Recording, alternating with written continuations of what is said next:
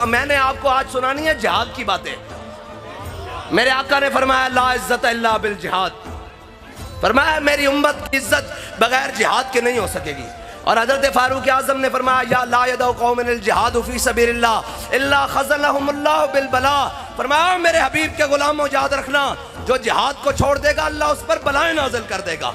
उस पर बलाएं कैसे आती हैं? कभी सैलाब की सूरत में, कभी फाका कशी की सूरत में, कभी महंगाई की सूरत में, कभी किसी सूरत में, और जनाब कभी मईशत की तबाही की सूरत में, कभी सल्तनतों के दो टुकड़े होने की सूरत में। इसलिए कि तुमने जिहाद छोड़ दिया और सारी दुनिया को कहते हो जंग हल नहीं है।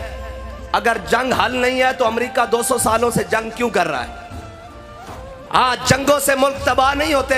अगर जंगों से तबाह होने होते तो मेरे आका मौला सल्लल्लाहु ताला अलैहि वसल्लम कभी अपने गुलामों को लेकर बदर में न जाते, कभी हुजूर अपने गुलामों को लेकर ओहद में न जाते, कभी खंदक में न जाते, कभी मुरासी में न जाते। और जंगें हुई तो फतह मक्का हुआ।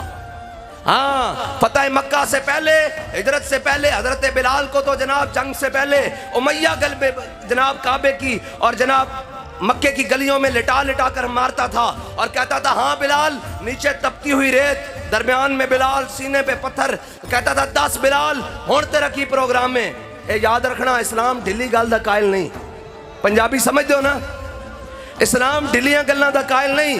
जे बिलाल तपती रेत उत्ते होवे, हैं जी, थल्लो रेत होवे और दरमियान बिलाल होवे और सीने ते पत्थर होन, उदो पूछते सन हाँ भाई बिलाल तेरा की प्रोग्राम में? ते हजरत बिलाल फरमांदे सन अहद अहद अहद अहद। फरमाया झल्ले होयो मैं हुजूर दा दामन रहमत छड़ सकदा?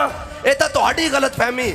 और ए याद रखना, जदों इस्लाम ताकत की गल की, जिहाद की गल की, फिर बिलाल नूं कुटण वाला कोई नहीं सी। फिर तो बिलाल काबे की छत उत्ते चढ़ गया।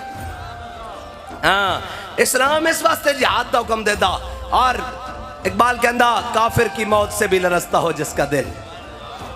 जिसका घर बैठे होने इत्थे बैठे जनाब रिपोर्टर ते मुखबर दे रहे हैं, ओ जी हाफिज साहब की करन, ओए कुछ नहीं करो, बेगैर तो कुछ नहीं करी, असी सिर्फ यही करना चाहते हैं कि मेरे हाथ में था जब तक मेरे मुस्तफ़ा का दामन, मेरे पाँव चूमती थी यही गर्दिशे ज़माना।